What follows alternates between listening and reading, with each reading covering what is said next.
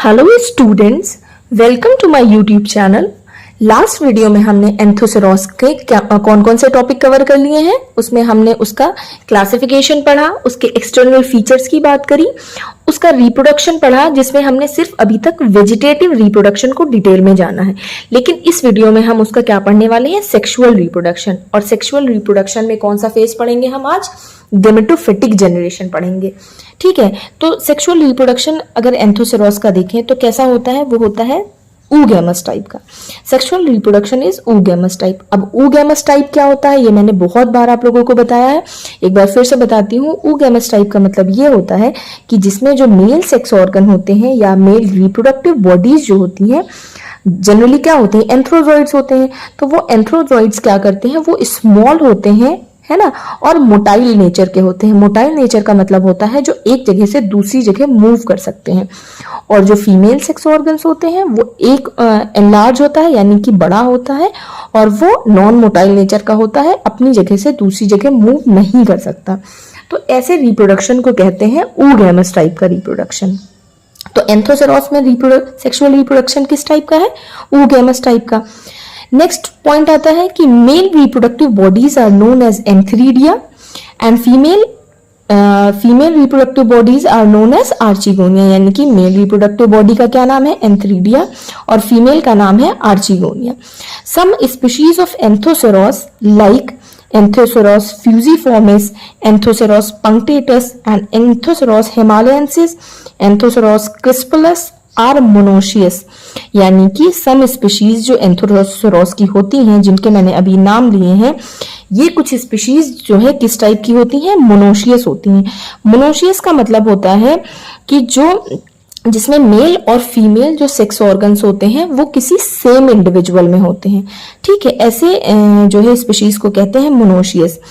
और some species of Anthoceros like Anthoceros erectus, Anthoceros laevis, Anthoceros pearsonii, Anthoceros halli are dioecious nature के होते हैं।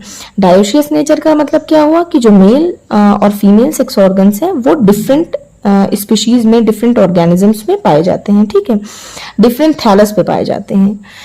फिर the monoecious species are प्रोटैंडस। प्रोटैंडस का मतलब हुआ कि यानी कि सेम स्पीशीज, सेम ऑर्गेनिजम्स में या सेम थैलस पे जब दोनों ही सेक्स ऑर्गन्स पाए जाते हैं, मेल और फीमेल, तो क्या होगा, प्रोटैंडस नेचर होगा। प्रोटैंडस नेचर का मतलब ये होता है कि जिसमें एंथ्रीडिया जो है आर्चिगोनिया से पहले मैच्योर हो जाता है।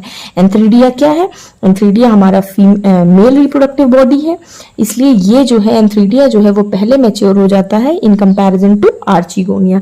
यानी कि फीमेल सेक्स ऑर्गन से पहले मेल सेक्स ऑर्गन जो है वो मैच्योर हो जाता है। तो ऐसी कंडीशन को कहते हैं प्रोटैंड्रस। यहां तक बात आपको समझ आ गई। अब हम मेल सेक्स ऑर्गन के बारे में जानते हैं। मेल सेक्स ऑर्गन्स का क्या नाम है, एंथ्रीडियम, हमने अभी पढ़ा ही है। तो एंथ्रीडियम एंथोसेरोस में क्या है, more than 30 antheridia are present inside the androecium. यानी कि एंथोसेरोस में क्या कंडीशन होती है कि 30 से ज्यादा जो है एंथ्रीडिया प्रेजेंट होते हैं एंड्रोशियम में। The antheridia are arrange in acropetal succession. अब ये एक्रोपीटल सक्सेशन क्या है, यानी कि जो एंथ्रीडिया उसमें प्रेजेंट है वो एक जो है एक किसी मैनर में अरेंज होंगे, जिसको कहते हैं एक्रोपीटल सक्सेशन। इसका मतलब ये होता है कि जो ओल्ड एंथ्रीडिया होंगे, यानी कि जो पुराने एंथ्रीडिया होंगे, वो सेंटर में होंगे, जैसे वो सेंटर में होंगे, और बाकी जो यंग एंथ्रीडिया है वो पेरिफेरी पे होंगे, वो किनारे किनारे होंगे, है ना।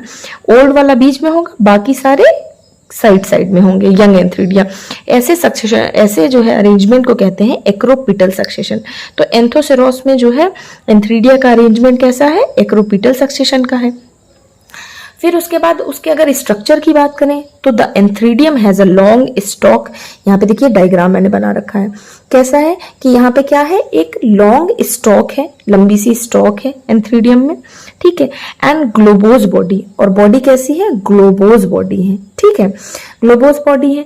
The stock is multi cellular, और ये जो स्टॉक है ये मल्टी सेलुलर है, यानी कि बहुत सारे सेल से मिलकर के बनी है। And the antheridium is protected by a jacket layer, और जो एंथ्रीडियम है वो किससे प्रोटेक्टेड है, वो एक लेयर है जिसको कहते हैं जैकेट लेयर। इससे जो है वो एंथ्रीडियम पूरा का पूरा प्रोटेक्टेड है। तो ये तो रही हमारे स्ट्रक्चर की बात। फिर उसके बाद बात करते हैं कि जब ये एंथ्रीडियम है तो उसमें एंथ्रोजॉइड्स भी बनेंगे, है ना। एंथ्रोजॉइड्स कैसे बनेंगे?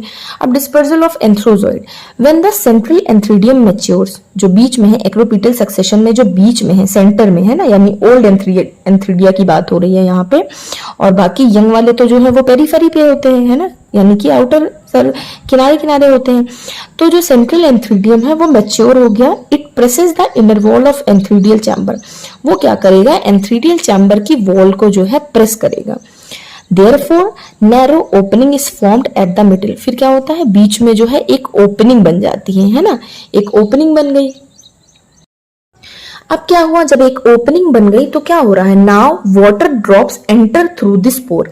अब जब एक ओपनिंग बन गई है, एक पोर बन गया है, तो वाटर जो है इसके थ्रू जो है एंटर करता है। The antheridium swells. जब वाटर एंटर कर रहा है एंथ्रीडियम में, तो एंथ्रीडियम क्या हुआ? स्वेल कर गया, फूल गया।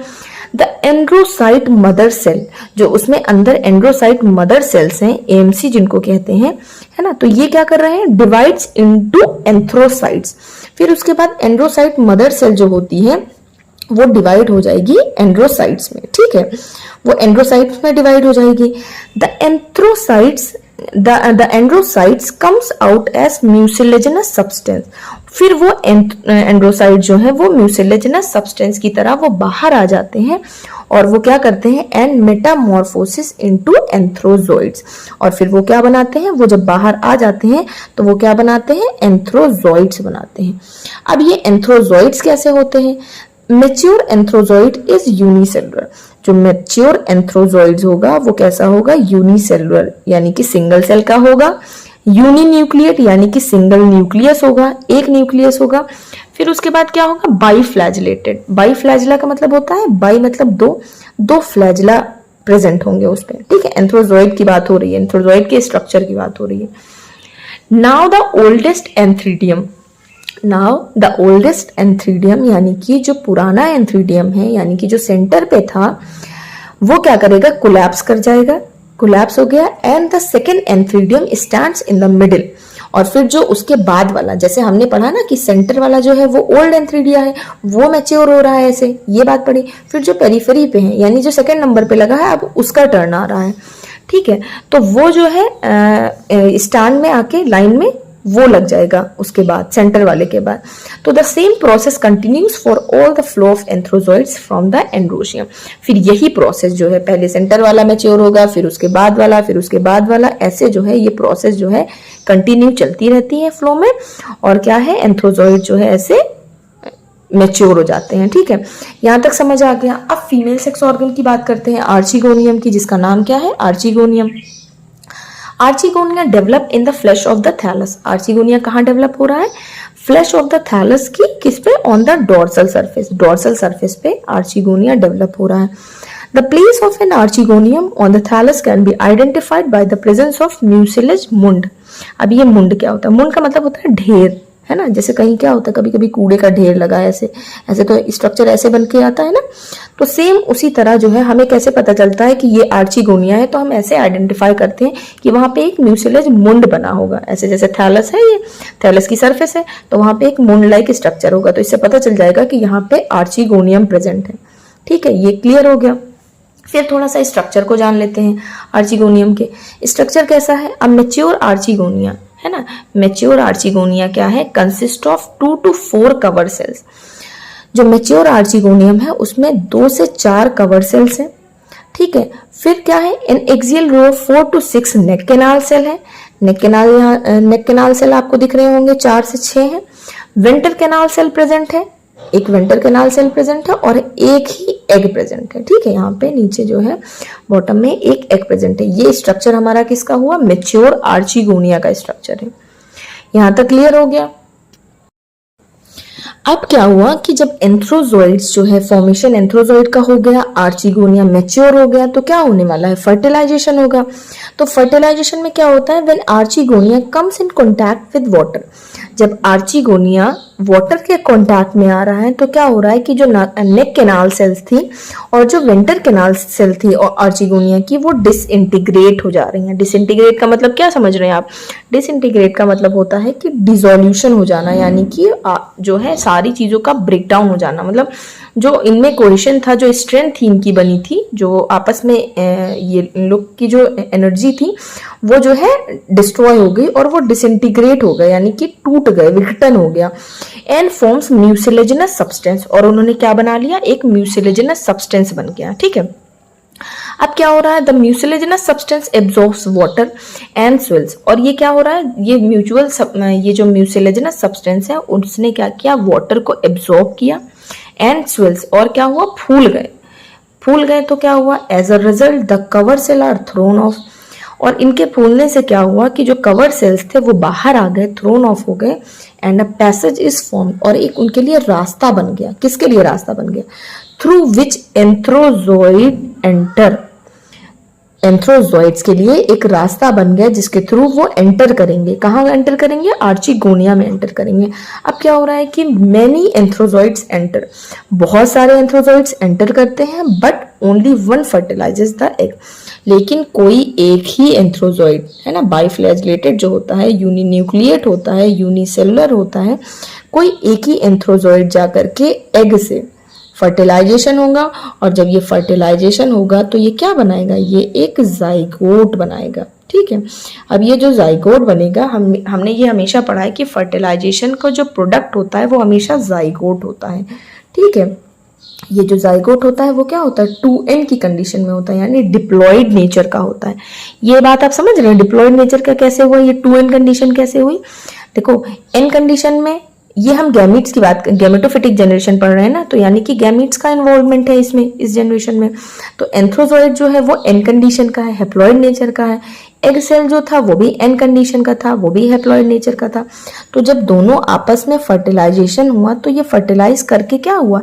इन्होंने 2n कंडीशन बना ली, है ना। एन कंडीशन जो हैप्लॉइड कंडीशन थी इन दोनों की, ये दोनों मिलकर के क्या बना लिए? 2n कंडीशन हो गया। तो जाइगोट हमारा कैसा है? 2n कंडीशन का है, यानी डिप्लॉयड नेचर का है। तो यहाँ पे हमने यहाँ तक क्या पढ़ा कि जो एंथोसेरोस का ये गैमेटोफिटिक जनरेशन हमने पढ़ा है ना, सेक्सुअल रिप्रोडक्शन में क्या पढ़ा है? Gametophytic generation. नेक्स्ट वीडियो में हम क्या पढ़ेंगे? स्पोरोफिटिक जनरेशन, क्योंकि इसमें क्या होता है? ऑल्टरनेशन ऑफ जनरेशन होता है। हमने पढ़ा है ब्रायोफाइट्स में ऑल्टरनेशन ऑफ जनरेशन हो रहा है। तो नेक्स्ट जो है वीडियो हम स्पोरोफिटिक जनरेशन पे बनाएंगे। तो आई होप कि आपको सारे टर्म्स क्लियर हो, वीडियो अच्छी लगी हो। अगर वीडियो अच्छी लगी हो तो प्लीज वीडियो को लाइक करें, शेयर करें और मेरे चैनल को सब्सक्राइब करें।